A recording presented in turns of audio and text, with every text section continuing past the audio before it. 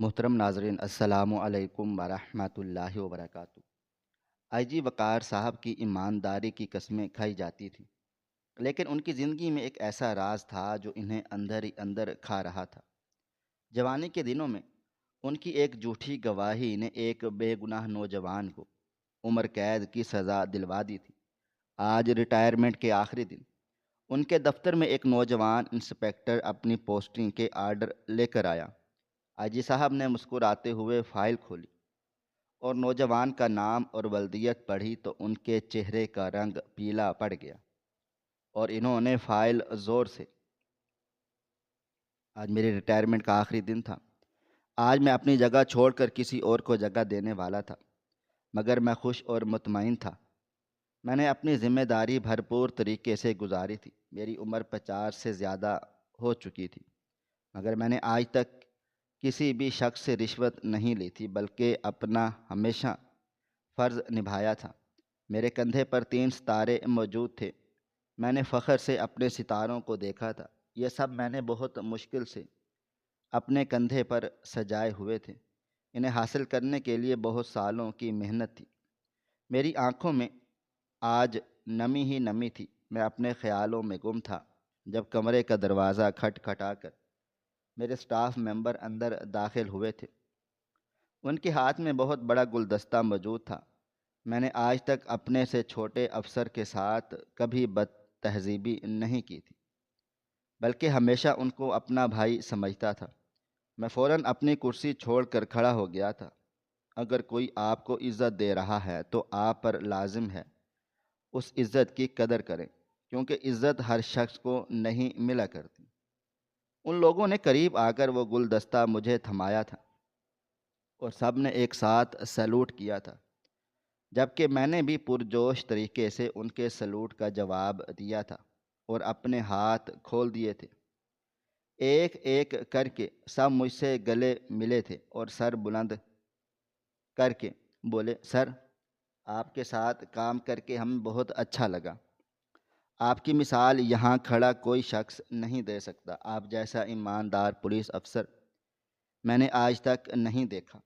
اب میں یہاں ڈیوٹی کر رہا ہوں، مگر اس سے پہلے جب میں ایک عام شہری تھا تب بھی میں نے کبھی ایسا پولیس افسر نہیں دیکھا جیسے آپ ہیں۔ خدا تعالیٰ مجھے آپ جیسا بننے کی توفیق دے۔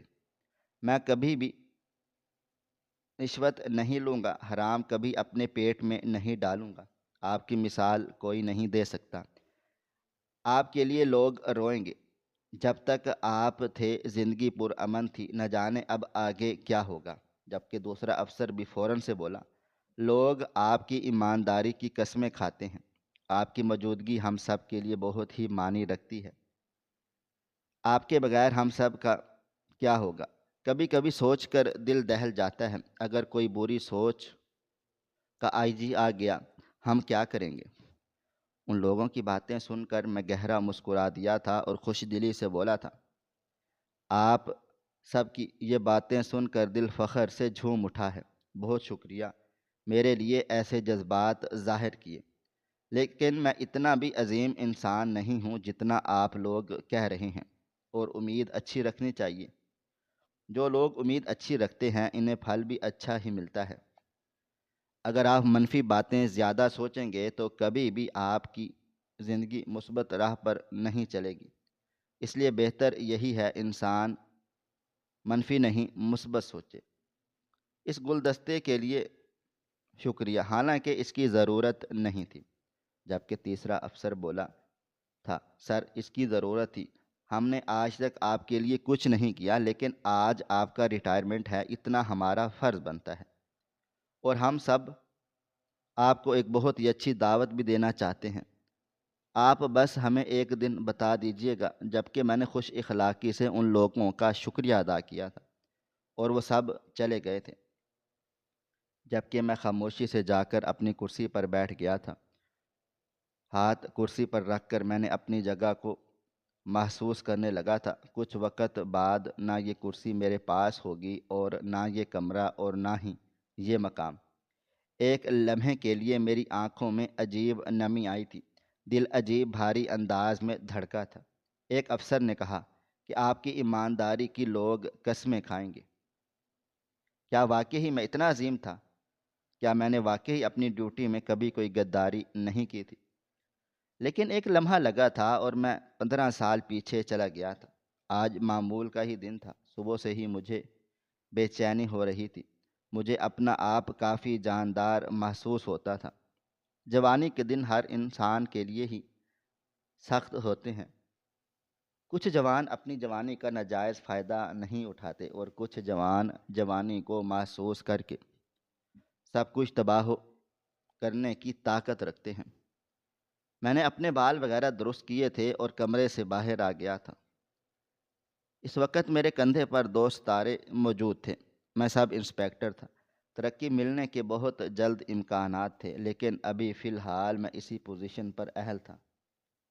میں کمرے سے باہر آیا۔ سامنے ہی لاؤنج میں میرے بابا جان بیٹھے ہوئے تھے۔ وہ ریٹائرڈ آئی جی تھے۔ میں ان کے قریب چلا گیا تھا، سلام کر کے ان کے پاس ہی بیٹھ گیا تھا۔ جب وہ میرے ستاروں کو دیکھتے ہوئے بولے، کچھ وقت کے بعد تم انسپیکٹر بن جاؤ گے، تمہارے کندھے پر 3 ستارے ہوں گے۔ مجھے اس دن کا بہت شدت سے انتظار ہے، لیکن آج تمہیں میں ایک نصیحت کرنا چاہتا ہوں۔ کل تمہاری باتوں سے مجھے ایک عجیب سی بے چینی ہو رہی ہے۔ میں فوراً سے بولا تھا، کیا مطلب بابا جان، کیا کہنا چاہتے ہیں آپ؟ وہ بولے، کچھ وقت کے بعد، مطلب اسی سال تمہیں انسپیکٹر بنا دیا جائے گا۔ اس کندھے پر 3 نشان ہوں گے۔ تمہیں اس بات پر خوشی نہیں، غرور ہے، اور یہ غرور انسان کو ہمیشہ لے ڈوبتا ہے۔ میں یہ نہیں کہہ رہا کہ تم خوش نہ ہو، تم بے شک خوش ہو، لیکن وہ غرور نہ کرو۔ کبھی بھی کسی کے ساتھ ظلم نہ کرو۔ ظلم کرنے والا انسان صرف اور صرف تباہی کے راستے پر گامزن ہو جاتا ہے۔ مجھے معلوم ہے میرا بیٹا بہت ایماندار ہے۔ وہ کبھی بھی اب یہ ڈیوٹی کے ساتھ ناانصافی نہیں کرے گا، بلکہ ایمانداری کے ساتھ اپنی ڈیوٹیوں کو نبھائے گا۔ کبھی بھی تمہیں موقع ملے کہ تمہیں لاکھوں کی رشوت مل رہی ہے، کروڑوں کی رشوت مل رہی ہے، اس کے باوجود بھی تم سچ کا ساتھ دینا۔ سچ انسان کو کبھی گمراہ نہیں کرتی۔ سچ انسان کو کبھی بھی منہ کے بل نہیں گراتی۔ آج تم جھوٹ بول کر رشوت حاصل کر کے اگلے بااثر شخص کا کام کر دو گے، لیکن یاد رکھنا، جب تم ریٹائر ہو رہے ہوگے، تمہارے اندر کی جو انسانیت ہے وہ تمہیں جھنجھوڑ دے گی۔ کیا واقعی آج تم ریٹائر ہو کر مطمئن ہو؟ کیا واقعی تمہارا ضمیر تمہیں خوش رہنے کی اجازت دے گا؟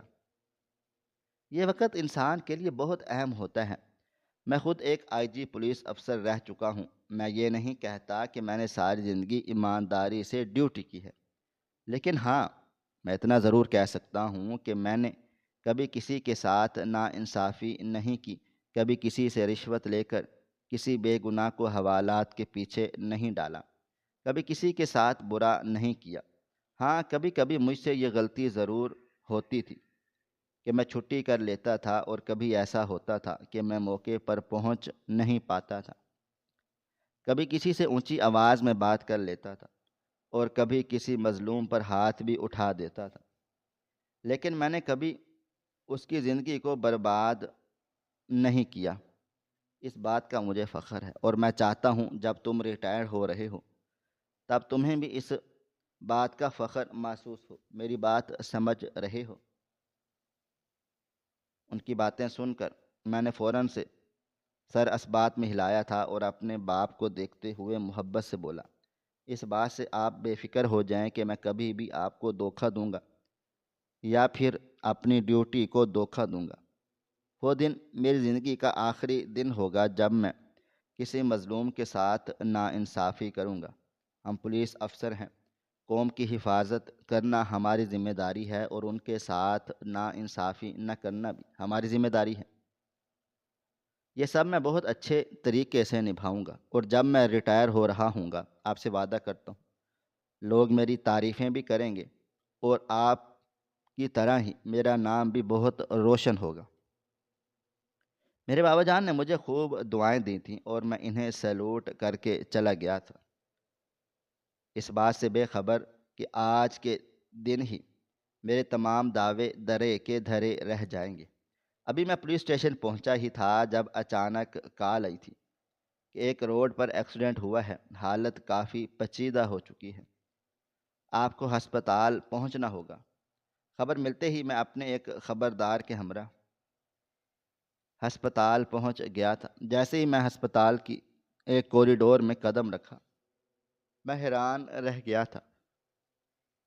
وہاں پر کھڑے کافی لوگ آنسوؤں سے رو رہے تھے، ہر ایک کی آنکھیں نم تھیں، کوئی چلا کر رو رہا تھا، کوئی سسک رہا تھا۔ میں فوراً ایک شخص کی طرف بڑھا تھا۔ پولیس کو دیکھتے ہی ان کے خاندان کا بڑا آدمی میرے پاس آ گیا تھا۔ میں نے جب حالات کے بارے میں معلوم کیا تو وہ فوراً سے بولے، ہمارا بیٹا مار دیا گیا ہے، ذوالفقار شاہ نے اپنی گاڑی سے ہمارے بیٹے کو کچل دیا ہے۔ اس کا قصور صرف اتنا تھا کہ وہ جلدی روڈ کراس کرنا چاہتا تھا اور انہوں نے بنا سوچے سمجھے میرے بھانجے پر گاڑی چلا دی۔ وہ اپنی 4 بہنوں کا اکلوتا بھائی تھا۔ ڈاکٹر کہہ رہے ہیں وہ مر چکا ہے۔ اس کی ماں سن کر دل کے دورے سے ایڈمٹ ہو گئی ہے اور باپ کی حالت بہت خراب ہے۔ آپ اس آدمی کو گرفتار کر لیں، اس نے ہمارے پورے خاندان کو تباہ کر دیا ہے۔ ذوالفقار شاہ کا نام سن کر لمحے بھر کے لیے میرا پورا وجود کپ کپا اٹھا تھا۔ کہنے کو اس وقت طاقتور میں تھا، مگر انسان کے پاس اگر پیسہ ہو وہ سب حاصل کر سکتا ہے۔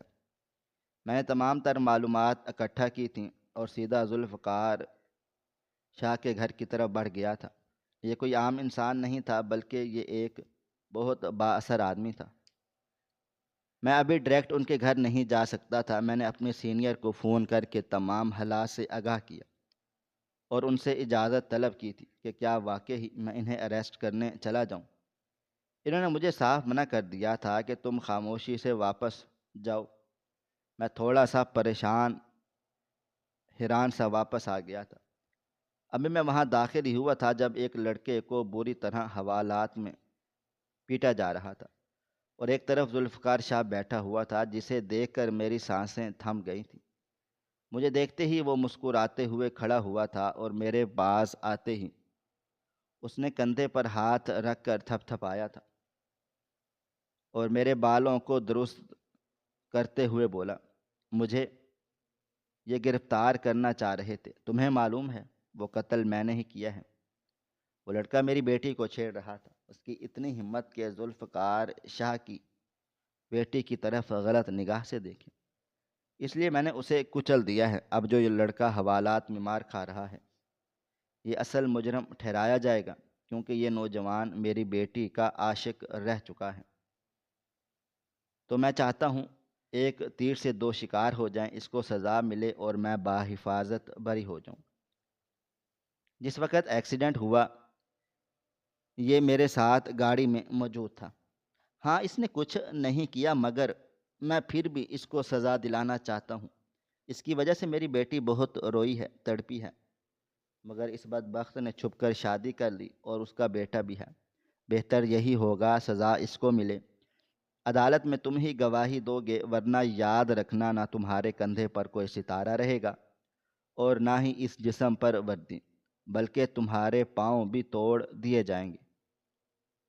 اس وقت میں بالکل خاموش ہو گیا تھا، میرے پاس کہنے کے لیے کچھ بھی نہیں تھا۔ آج ہی میں نے اپنے باپ سے وعدہ کیا تھا کہ میں اپنے آپ کا نام کبھی ڈبونے نہیں دوں گا، بلکہ ہمیشہ آپ کا سر فخر سے بلند کروں گا۔ اور وہ اعتراف جرم کر کے میری آنکھوں کے سامنے سے چلا گیا تھا اور میں بالکل بے بس کھڑا ہوا تھا۔ انسان اکثر جگہوں پر ایسے ہی بے بس سا ہو جاتا ہے۔ میں فوراً اپنے سینئر کے پاس چلا گیا تھا۔ میں نے انہیں تمام صورتحال سے آگاہ کیا تھا۔ جب وہ بے اختیار بولے، وہ جو بول کر گیا ہے اس بات پر عمل کرو، ہم سب بے بس ہیں، تمہارے ساتھ ساتھ میری وردی بھی اتار دی جائے گی، اور اگر ایسا ہوا تو یاد رکھنا مجھ سے برا کوئی نہیں ہوگا۔ ذوالفقار شاہ کوئی عام انسان نہیں ہے، وہ اپنے ساتھ ساتھ ہم سب کو بھی برباد کر دے گا۔ بہتر یہی ہے کہ اس کی بات پر عمل کیا جائے۔ جبکہ میں چپ چاپ ان کے کیبن سے باہر آ کر اپنی ٹیبل پر بیٹھ گیا تھا، اشارے سے میں نے اسے مارنے سے روک دیا تھا۔ وہ ایک نوجوان ایک کونے میں بیٹھا رو رہا تھا، اس کا بیٹا بھی تھا، اس کی بیوی بھی تھی، یعنی ایک خاندان۔ اگر میں نے گواہی دی اس کو عمر قید یا پھانسی کی سزا ہو سکتی ہے، تب میں کیا کروں گا؟ یہ سوچ سوچ کر میرے ہاتھ پاؤں ٹھنڈے پڑنا شروع ہو گئے تھے۔ میں اتنا بڑا جرم نہیں کر سکتا تھا، میرا ضمیر مجھے اس بات کی اجازت نہیں دے رہا تھا، لیکن میں کیا کرتا؟ میں بالکل بے بس ہو چکا تھا۔ میرے ہاتھ ہتھ کڑیوں سے قید تھے، انہیں ابھی تو میرے کیریئر کا آغاز تھا، اگر میں کچھ بھی غلط کام کرتا میرے کیریئر کو تباہ کر دیا جاتا۔ میری خواہش تھی کہ میں بھی آئی جی بن کر ریٹائرمنٹ حاصل کروں، سب انسپکٹر بن کر اپنی ذمہ داریوں سے بھاگ نہ جاؤں۔ کافی سوچنے کے بعد میں نے تھک ہار کر فیصلہ لے لیا تھا کہ میں ابھی اپنی ڈیوٹی کے ساتھ سمجھوتا کر لوں گا، لیکن ساری زندگی کے لیے پچھتاوا دل میں نہیں لاؤں گا کہ اتنی جلدی وردی اتر گئی۔ تقریباً ایک مہینے کے بعد میں نے عدالت میں اپنا بیان ریکارڈ کروا دیا تھا کہ یہی مجرم ہے، اسی نے قتل کیا ہے اور اس نے اپنا بیان ہمیں نوٹ کروایا ہے۔ وہ روتا رہ گیا، چیختا رہ گیا، اس کے گھر والوں نے ایڑی چوٹی کا زور لگا لیا تھا، مگر ذوالفقار شاہ کے سامنے بالکل بے بس تھا۔ مگر میں نے اندر ہی اندر تھوڑے اپنے تعلقات اور بابا کے تعلقات کے ذریعے جج سے ریکویسٹ کی تھی کہ اسے پھانسی کی سزا نہ دی جائے، اسے عمر قید ہو جائے، یہ زندہ سلامت رہے۔ میری بات کا مان رکھا گیا اور پھر عدالت نے یہی فیصلہ دیا تھا کہ اسے عمر قید دی جاتی ہے۔ اس دن میں بہت رویا تھا، کمرہ بند کر کے دل چاہ رہا تھا میں پھانسی پر لٹک جاؤں۔ آج جو فیصلہ میں نے کیا تھا وہ کوئی معمولی فیصلہ نہیں تھا، میری وجہ سے آج پوری میری زندگی تباہ و برباد ہو گئی تھی۔ میں جو ہمیشہ ہنستا مسکراتا رہتا تھا، میرے چہرے سے مسکراہٹ کسی نے نوچ لی تھی۔ نہ میں اپنے کسی سینئر سے بات کرتا تھا اور نہ ہی جونیئر سے، مگر کسی سے بدتمیزی بھی نہیں کرتا تھا۔ وقت کی رفتار نہ کبھی تھم سکی ہے اور نہ کبھی تھم پائے گی۔ دھیرے دھیرے حالات تبدیل ہونا شروع ہو گئے تھے، بابا جان کے کہنے کے بالکل ٹھیک مطابق 6 مہینے کے بعد مجھے سب انسپکٹر سے انسپکٹر کی کرسی مل گئی تھی۔ میرے کندھے پر ایک ستارہ بھی بڑھ گیا تھا، لیکن پچھتاوا اتنا تھا کہ یہ ستارہ مجھے بوجھ لگنے لگا تھا۔ میں اس قابل نہیں ہوں، بار بار میرا دل اسی چیز کے لیے تڑپ رہا تھا۔ میرا دل چاہتا تھا کہ میں اپنی تکلیف کسی سے بیان کروں، کسی کو بتاؤں کہ اندر سے میں کیسا محسوس کرتا ہوں، لیکن میں جانتا تھا کہ میں جس دن بھی جس بھی انسان کو اپنی تکلیف بتاؤں گا وہ میری بات سنے گا نہیں، بلکہ مجھے جج کرے گا، اور مجھ میں طاقت نہیں تھی یہ سب سننے کی کہ میں غلط ہوں۔ وقت اور تیزی سے گزرتا جا رہا تھا، دن ہفتوں میں، ہفتے مہینوں میں اور مہینے سال میں تبدیل ہوئے تھے، اور مجھے انسپکٹر سے بڑی پوسٹ پر منتقل کر دیا گیا تھا۔ میں اب ایس پی بن گیا تھا۔ مجھے لگ رہا تھا یہ سب مجھے میری محنت سے مل رہا ہے۔ کبھی کبھی میں حیران ہو جاتا تھا کہ اتنی جلدی جلدی ترقی کیوں مل رہی ہے، مگر جب میری ملاقات ذوالفقار شاہ سے تقریباً 2 سالوں بعد ہوئی اور جو بات انہوں نے مجھے بتائی اس نے میرے قدموں تلے سے زمین نکال دی تھی۔ یہ سب ترقی مجھے ان کی وجہ سے مل رہی تھی، اندر ہی اندر وہ میرے لیے کام کر رہے تھے۔ ان کا کہنا تھا کہ تم نے اس وقت میرا ساتھ دیا تھا جب تم بالکل نوکری کی شروعات پر تھے، اور اس وقت انسان سب سے زیادہ ایماندار ہونے کی اداکاری کر رہا ہوتا ہے، مگر تم نے سمجھداری دکھائی تھی، اس لیے اب میں ساری زندگی تمہارا ساتھ دوں گا۔ مجھے اس وقت بھی بہت رونا آیا تھا کہ اب تک جو مجھے ملا ہے وہ سب میری محنت کا صلہ نہیں ہے، لیکن خاندان کی فکر، نوکری کی فکر اور ترقی کی لالچ نے مجھے خاموش کروا دیا تھا۔ ایس پی بننے کے بعد انہوں نے مجھے بولا تھا اب جو بھی تمہیں پوسٹ ملے گی تم ترقی کرتے چلے جاؤ گے، یہ تمہارا اپنا نصیب ہوگا، اب میں تمہارا آگے ساتھ نہیں دے سکتا۔ میں نے انہیں کوئی جواب نہیں دیا تھا، مجھے ان سے یہ ترقی بھی نہیں چاہیے تھی، مگر اب میں اس پوسٹ کو بھی نہیں چھوڑنا چاہتا تھا۔ وقت کی رفتار نہ کبھی تھم سکی ہے اور نہ کبھی تھم پائے گی۔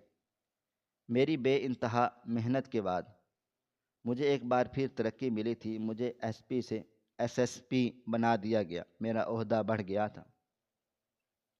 میں نے اس عہدے پر پارٹی رکھی تھی، پورے سٹاف کو دعوت دی تھی، اپنے رشتہ داروں کو بلایا تھا، سب لوگوں نے مل کر مجھے مبارکباد دی تھی۔ یہاں سے میرا گولڈن ٹائم شروع ہو گیا تھا۔ ماضی کو بھول کر میں نے اب حال کو قبول کر لیا تھا۔ جو ہو چکا تھا اس کو بیٹھ کر رونے سے بہتر ہے انسان اپنی زندگی کو بھرپور طریقے سے گزارے۔ میں نے اب اپنے آپ سے فیصلہ کیا تھا کہ میرے پاس اب عہدہ بڑا ہے۔ اگر کوئی مجھے بلیک میل کرے گا یا پھر میرے خلاف کھڑا ہونے کی کوشش کرے گا، میں اس کے ہی خلاف چلا جاؤں گا، وہ چاہے کتنے ہی با اثر شخصیت کیوں نہ ہو۔ اور یہ عہد میں نے اپنے اللہ کے سامنے کر لیا تھا۔ کہتے ہیں نا، جب آپ کا دل صاف ہو جائے اور آپ صرف اور صرف ڈیوٹی اپنے ملک کے لیے کرنا چاہو تو اللہ تعالیٰ بھی آپ کا ساتھ دیتا ہے۔ میرے سامنے پھر ایسی کوئی شخصیت نہیں آئی جس کے بعد مجھے شرمندگی کا سامنا کرنا پڑے۔ اللہ تعالیٰ نے اتنی عزت دی کہ کچھ وقت کے بعد مجھے SSP سے سیدھا ایڈیشنل IG بنا دیا گیا تھا، یعنی IG سے چھوٹا۔ میں خوش تھا، مطمئن تھا، لیکن یہ سفر بہت ہی تکلیفوں کو طے کر کے ملا تھا۔ وقت کی رفتار نہ کبھی تھم سکی ہے اور نہ کبھی تھم پائے گی۔ پورے 4 سالوں کے بعد مجھے ترقی مل گئی تھی اور مجھے IG بنا دیا گیا۔ میں نے اس دن حلف لیتے ہوئے خود سے عہد کیا تھا کہ اب میں اپنی جی جان لگا دوں گا، لیکن کبھی ایسا کوئی بھی کام نہیں کروں گا کہ جب میں ریٹائر ہو رہا ہوں تو مجھے واقعی پچھتانا پڑے۔ مگر میں اپنی جوانی میں ایک ایسا کام کر چکا تھا جو مجھے اس وقت میں بھی صرف اذیت پہنچا رہا تھا۔ میں نے اپنی اتنی ایمانداری سے ڈیوٹی کی تھی کہ لوگ آج میری ہی دل میں تعریفیں بھی کر رہے تھے کہ آپ کی ایمانداری کی لوگ آنے والے وقت میں قسمیں کھائیں گے۔ لیکن میں اتنا عظیم انسان نہیں تھا۔ میں نے جو جوانی میں کارنامہ انجام دیا تھا وہ مجھے کبھی بھی سکون نہیں لینے دیتا تھا۔ بے شک مجھے کچھ ہی وقت میں بہت ترقی مل گئی تھی، لیکن یہ سب ترقی آزمائش لگتی تھی۔ کبھی کبھی ایسا لگتا تھا جیسے اللہ تعالیٰ نے مجھے آزما رہا ہو، مجھے بار بار ہدایت کر رہا ہو، تمہاری وجہ سے ایک مظلوم انسان قید میں ہے، اسے رہائی دو۔ لیکن اگر میں ایسا کرتا تو سارا ملبہ مجھ پر آ جاتا اور میرا یہ تمام عہدہ چلا جاتا، مجھے سسپینڈ کر دیا جاتا، میری بہت زیادہ بدنامی ہو جاتی۔ اور اسی چیز کو مد نظر رکھتے ہوئے میں بے چین تھا۔ لیکن آج جب میں ان تمام عہدوں سے سب کو دوشی اختیار کر رہا تھا، مجھے بالکل بھی چین نہیں آ رہا تھا۔ دل اتنا بے ایمان ہو رہا تھا کہ بار بار دل چاہتا تھا کہ آج اس قیدی سے ملاقات کر کے اس کے سامنے کھڑے ہو کر معافی مانگ لوں، لیکن اتنی ہمت بھی مجھ میں نہیں تھی۔ کافی دیر تک میں اپنے ماضی کے خیالوں میں گم رہا تھا، خود کو سمجھا رہا تھا کہ اب بس جو ہو چکا ہے اسے بھول جاؤں، اپنی ریٹائرمنٹ کو انجوائے کروں جس طرح میں نے اپنی ترقی کو انجوائے کیا تھا۔ مگر آج مجھ سے ہنسا بھی نہیں جا رہا تھا۔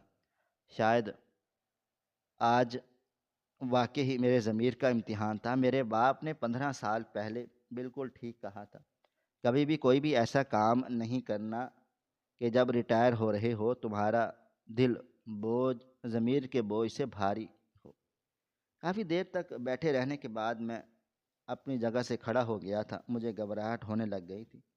چند لمحے بعد میں نے اپنے حوالدار کو بلایا تھا۔ میں نے طے کر لیا تھا کہ آج میں سینٹرل جیل جاؤں گا اور اس قیدی سے ملاقات کر کے ضرور آؤں گا۔ وہ کیسا ہے، کیا کرتا ہے، اس کی حالت کیسی ہے، اس کے گھر والے اس کے پاس آتے ہیں یا نہیں، میں اس سے سب پوچھوں گا، اور اگر میرے لیے ممکن ہوا تو اس کی سزا کو کم کرواؤں گا۔ لیکن بس اب بہت ہو گیا تھا، میں اب مزید اس بوجھ کے ساتھ آگے نہیں جانا چاہتا تھا۔ چند لمحے بعد ہی حوالدار آ گیا تھا۔ میں نے فوراً اس کو حکم دیا تھا کہ تم جیل میں کال کر کے بتاؤ کہ میں آج آ رہا ہوں، کسی سے ملاقات کرنی ہے۔ حوالدار تھوڑا سا حیران ہوا تھا کہ آج میری ریٹائرمنٹ کا دن ہے، میں اسی جگہ کیوں جانا چاہتا ہوں، مگر میرے حکم پر اس نے فوراً ہی سر خم کر دیا تھا اور کمرے سے چلا گیا تھا، جبکہ میری نظریں آسمان کے اس اونچائی پر تھیں جسے حاصل کرنے کے لیے میں نے بہت محنت کی تھی، اور آج اس اونچائی نے ہی مجھے جھنجھوڑ دیا تھا کہ تم اس طرح سے اس اونچائی سے بھاری دل کے ساتھ نیچے نہیں آ سکتے۔ کچھ دیر کے بعد حوالدار نے آ کر مجھے خبر دی تھی کہ جیل میں کال وغیرہ کر کے آپ کا پیغام پہنچا دیا گیا ہے، اور وہاں آپ کے استقبال کی تیاریاں کی جا رہی ہیں۔ میں نے سختی سے منع کر دیا تھا کہ ایسا کچھ بھی وہاں نہیں ہونا چاہیے، میں ایک ضروری کام سے جا رہا ہوں، اس درمیان اگر کوئی بھی ڈرامہ ہوا تو مجھ سے برا کوئی بھی نہیں ہوگا۔ جبکہ حوالدار سر جھکا کر بولا، سر ان کی خوشی ہے، میں بھلا کیسے روک سکتا ہوں؟ اور آپ کو ایک اور بات بتانی تھی۔ میں نے سر ہاں میں ہلایا، وہ مزید بولا، سر آج ایک افسر کی پوسٹنگ ہے، وہ بھی آپ سے ملنے کی خواہش کر رہا ہے، اگر آپ اجازت دیں تو میں اسے اندر بھیج دوں۔ میں نے گھڑی کی طرف ٹائم دیکھا تھا اور اجازت دے دی تھی۔ آج میں اس نوکری کو چھوڑ کر جا رہا تھا، اور آج کے دن کوئی اور بھی جوائن کر رہا تھا۔ میں اس کو وہی نصیحت کرنا چاہتا تھا جو میرے باپ نے مجھے کی تھی۔ میں اب ہاتھ سینے سے باندھ کر اس کا انتظار کرنے لگا۔ تقریباً کوئی 10 منٹ کے بعد وہ کمرے میں داخل ہوا۔ اس کی عمر 30 برس ہوگی، دیکھنے میں بلاں کا حسین و جمیل لڑکا تھا، اونچا لمبا قد، چوڑی جسامت، کثرتی وجود۔ اسے دیکھ کر کسی شہزادے کا گمان ہو رہا تھا۔ اتنا حسین نوجوان شاید ہی میں نے اپنے پورے کیریئر میں دیکھا تھا۔ اس نے اندر آتے ہی مجھے پورے جوش کے ساتھ سیلوٹ کیا۔ میں نے بھی اسی جوش میں اسے جواب دیا تو وہ مسکرانے لگا تھا۔ میں نے آگے بڑھ کر اسے گلے سے لگا لیا تھا اور اس کا کندھا تھپ تھپاتے ہوئے بولا، مجھے بہت خوشی ہوئی ہے کہ آج کے دن کسی نے پوسٹنگ کی ہے۔ آج میری زندگی کے اس بہترین سفر کا اختتام ہو رہا ہے، اور آج تمہارا آغاز ہے۔ میں دعا کروں گا تمہاری زندگی بہت اچھی رہے۔ میں آج تمہیں کچھ نصیحت کرنا چاہتا ہوں۔ میں مزید کچھ کہتا جب اس نے میری طرف اپنی فائل بڑھائی تھی اور دھیمی آواز میں بولا، امید کروں گا پہلے آپ اسے کھول کر دیکھ لیں، اس کے بعد آپ جو نصیحت کرنا چاہتے ہیں مجھے قبول ہے۔ میں نے ایک نظر اس لڑکے پر ڈالی تھی اور خاموشی سے اس کی فائل لے کر کرسی پر بیٹھ گیا تھا۔ میں حیران بھی تھا کہ آج سے پہلے کبھی ایسا نہیں ہوا۔ اگر میں نے کسی نوجوان سے بات کر رہا ہوتا تھا، وہ نوجوان سر جھکا کر میری بات سنتا تھا۔ ہر طرف میرا نام کا ڈنکا بجتا تھا، ہر ایک شخص میری عزت کرتا تھا، ہر ایک شخص کے لیے میں ایک بہت ہی قابل عزت انسان تھا۔ لیکن یہ پہلا تھا جس نے اپنی فائل میری طرف بڑھائی تھی۔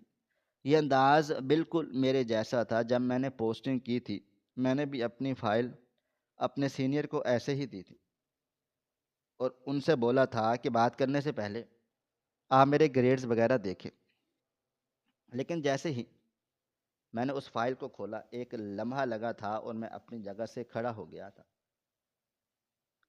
میں نے اس لڑکے کو حیرت سے دیکھا تھا، جبکہ وہ اب بھی مسکرا رہا تھا، لیکن اب آنکھیں اس کی میری آنکھوں سے ٹکرا رہی تھیں۔ میں نے ایک بار پھر فائل کو دیکھا۔ اس فائل میں ایک طرف کسی اور کی نہیں بلکہ اسی مظلوم انسان کی تصویر چسپاں تھی جسے میری وجہ سے جیل میں قید کیا گیا تھا۔ ولدیت میں سلیم کا ہی نام درج تھا، یعنی وہ انسان جسے بے گناہ عمر قید دی گئی تھی۔ یہ لڑکا کوئی اور نہیں بلکہ سلیم کا بیٹا تھا۔ میں کچھ کہتا جب اس کی آواز میرے کان کے پردے سے ٹکرائی تھی، بہت افسوس کے ساتھ، لیکن آپ میرے لیے قابل عزت، قابل احترام نہیں ہیں۔ آپ ایک ایسے انسان ہیں جس نے اپنی ڈیوٹی کو ایمانداری سے نہیں نبھایا۔ باہر موجود افسر آپ کی تعریف کے پل باندھ رہے ہیں۔ ان سب کا کہنا ہے کہ آپ کی ایمانداری کے آگے قسمیں کھائی جائیں گی۔ آپ نے اپنی ڈیوٹی کو اپنا فرض سمجھ کر نہیں بلکہ اپنا دوست سمجھ کر نبھایا ہے۔ آپ نے کبھی ڈیوٹی کے وقت غداری نہیں کی، لیکن صرف یہ میں جانتا ہوں کہ آپ جیسا ظالم، رشوت خور اور غدار انسان پوری دنیا میں نہیں ہے، جو دنیا کے سامنے تو بہت اچھا بنتا ہے لیکن اندر سے ایک شیطان ہے۔ میرے باپ کو آپ نے عمر قید دی، اس بات کو جانتے ہوئے کہ وہ ایک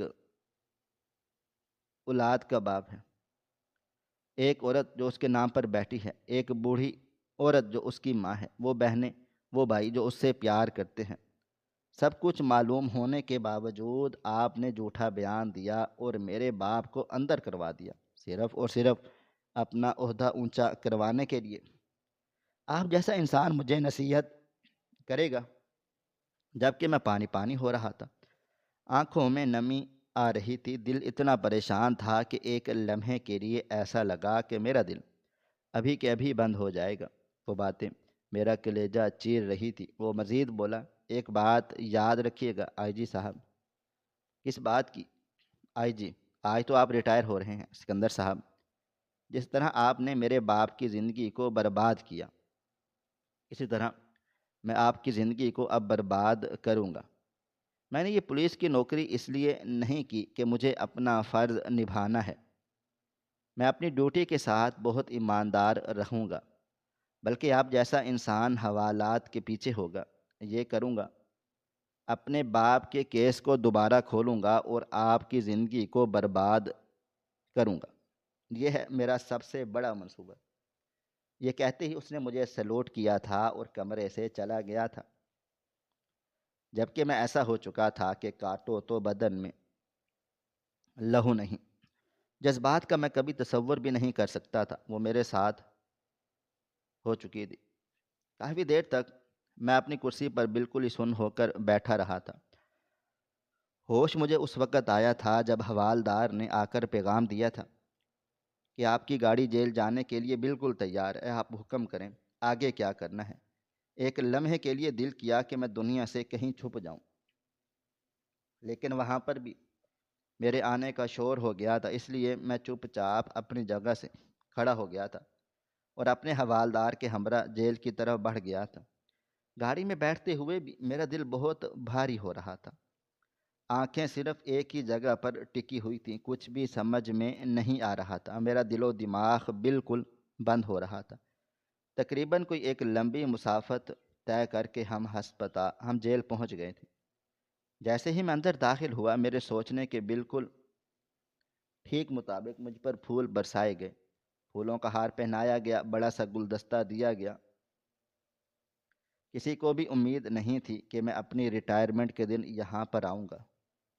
وہ لوگ بہت پیار محبت سے مل جل رہے تھے، اس لیے میں نے کسی کو بھی نہیں جھڑکا تھا، بلکہ ان کی محبت کو قبول کر کے ان سب کو گلے سے لگا لیا تھا۔ وہ مجھے آفس لے کر جانا چاہتے تھے، لیکن میں نے صرف اور صرف سلیم کا نام لیا تھا۔ پہلے پہل وہاں موجود جیلر حیران ہو گیا، مگر میرے سامنے نہ کچھ بول سکتا تھا اور نہ میں اسے بولنے کی اجازت دیتا تھا، اس لیے وہ مجھے لیے سیدھا سلیم کی طرف بڑھا تھا۔ یہ وقت کھانے کا ہوتا ہے۔ اس وقت سب لوگ ڈائننگ ایریا میں موجود تھے۔ وہ مجھے اس نوجوان کے پاس لے آئے تھے جس سے میری 15 سالوں کے بعد ملاقات ہو رہی تھی۔ اس کی عمر بھی میری جتنی ہی ہو چکی تھی۔ وہ سر جھکائے کھانا کھا رہا تھا، اس کے پاس کوئی بھی بیٹھا ہوا نہیں تھا۔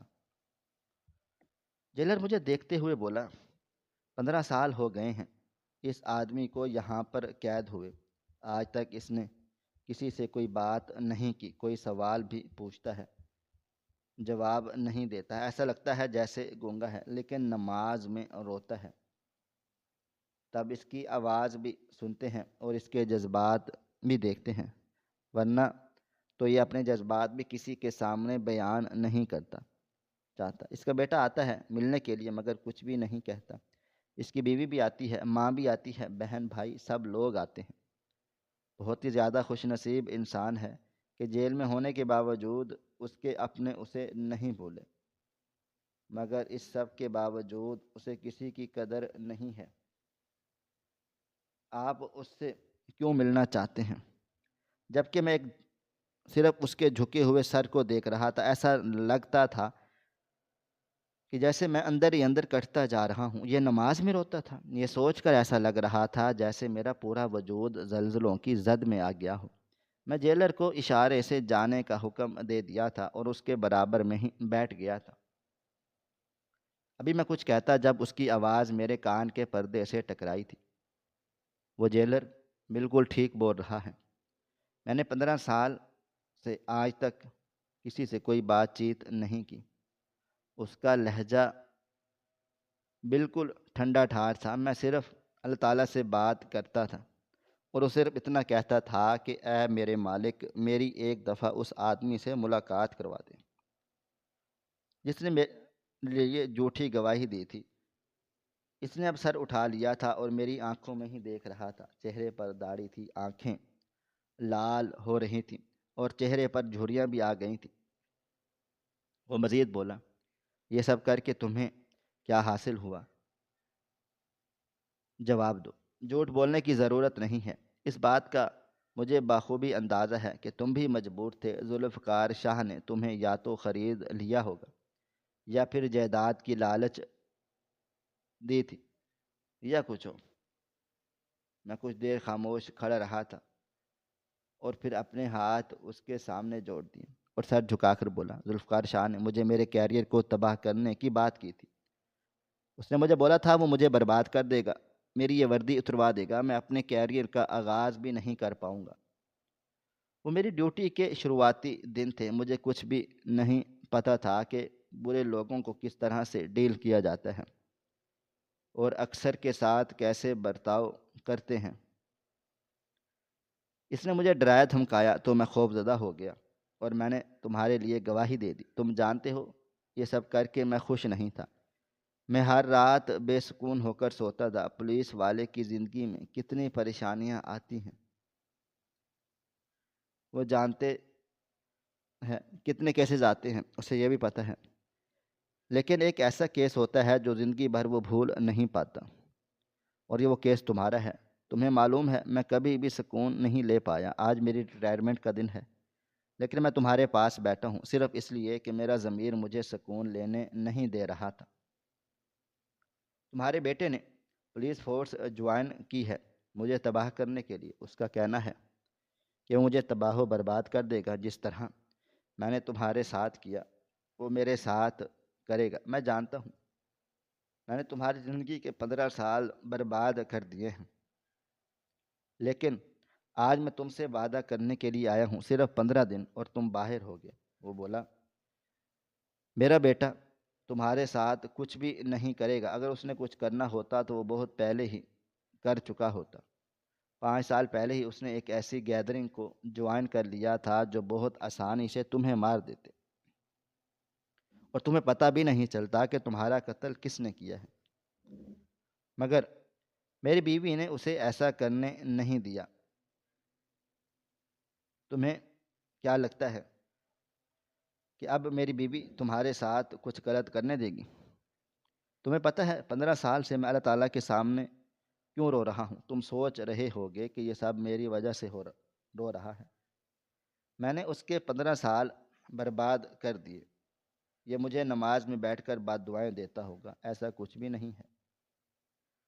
میں اپنے گناہوں پر رو رہا ہوں۔ تمہیں پتہ ہے ذوالفقار شاہ کی بیٹی نے اپنے ساتھ کیا حرکت کی جب اسے معلوم ہوا کہ مجھے عمر قید ہو گئی ہے؟ اس نے پھانسی لے لی اور وہ مر گئی، اور یہ پچھتاوا مجھے سکون سے جینے نہیں دیتا۔ تو وہ اسے بڑی محبت کرتی تھی، میں بھی اس سے بہت محبت کرتا تھا، لیکن ہمارے درمیان سٹیٹس کے فرق نے مجھے پیچھے ہٹنے پر مجبور کر دیا تھا۔ وہ امیر تھی اور میں غریب، اس لیے میں بے بس ہو کر اپنے باپ کی پسند کی ہوئی لڑکی سے شادی کر چکا تھا۔ میرا بیٹا 15 کا ہو چکا تھا، سال کا، لیکن اس کے باوجود ذوالفقار شاہ کی بیٹی میرا پیچھا نہیں چھوڑ رہی تھی۔ میں نے اب اس کو ایک مہرہ بنا لیا تھا پیسہ حاصل کرنے کے لیے۔ مجھے اپنے بیٹے کے لیے پیسہ چاہیے تھا، اپنی بیوی کو ایک اچھی زندگی دینے کے لیے پیسہ چاہیے تھا۔ میری بیوی مجھے بہت سمجھاتی تھی کہ جو آپ کر رہے ہیں وہ غلط ہے، آپ کو اس چیز کی سزا ملے گی، آپ ایک لڑکی کی زندگی برباد کر رہے ہیں۔ اگر آپ اس سے محبت کے دعوے دار ہیں تو اس سے شادی کر لیں، اگر آپ کو اس سے فائدہ ہو رہا ہے تو اس سے شادی کر لیں۔ اس نے بار بار بولا تھا کہ پہلی بیوی جب دوسری شادی کا بولے تو یہ بہت بڑی بات ہوتی ہے، لیکن میرے دل میں صرف اور صرف لالچ تھی۔ مجھے پتہ تھا شادی ہو جائے گی میں اس کا ہو جاؤں گا، شاید وہ پھر اوقات میری نہ رہے، وہ مجھے جوتے کی نوک پر رکھے۔ اسی وجہ سے میں نے اس کو لٹکایا ہوا تھا۔ مگر جب میرا دماغ خراب ہوا، میں نے شراب پی، میں نے سب اس کے سامنے اگل دیا تھا کہ تم صرف اور صرف میرے لیے ایک مہرہ ہو۔ اس دن سب کچھ برباد ہونا شروع ہو گیا تھا۔ وہ پیچھے ہو گئی تھی، اس کی حالت خراب ہو گئی تھی، وہ بہت زیادہ روتی تھی، مجھ سے بری بری باتیں کرتی تھی، اس لیے میں نے اسے بہت سنا کر چھوڑ دیا تھا، اور یہی میری زندگی کی سب سے بڑی غلطی ثابت ہو رہی تھی۔ اس کے باپ نے مجھے اپنے پاس بات کرنے کے لیے بلا لیا تھا۔ ہم دونوں ایک ساتھ ہی تھے۔ مجھے نہیں پتا تھا کہ اس آدمی کے دل و دماغ میں کیا چل رہا ہے۔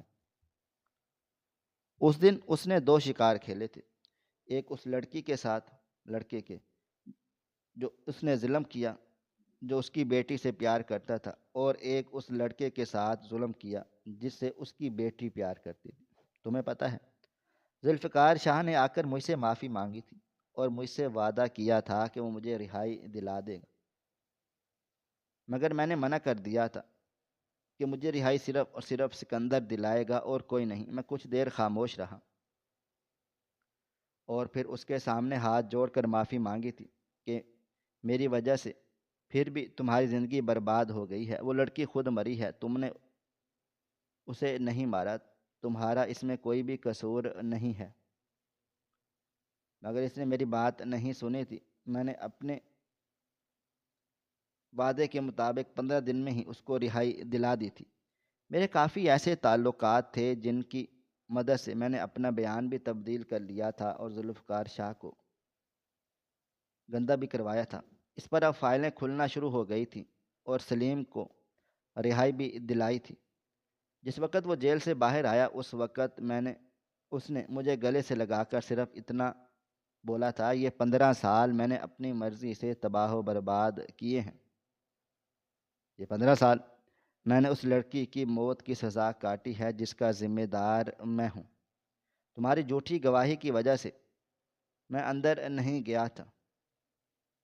ہاں، شروعات میں مجھے تم پر بہت بڑا غصہ تھا، لیکن جب مجھے تنہائی نصیب ہوئی، میں اللہ تعالیٰ کے قریب ہوا، تب مجھے پتہ چلا کہ اس میں تمہارا قصور نہیں، یہ صرف میری ذات کا قصور ہے۔ تم بہت ایماندار پولیس افسر ہو، اکثر لوگ تمہاری باتیں جیل میں بھی کرتے تھے، جیلر تمہیں بہت پسند کرتا تھا، تمہاری مثال دیتا تھا، اور میں واقعی اس بات کو تسلیم کرتا ہوں کہ تمہارے جیسا کوئی بھی نہیں ہے۔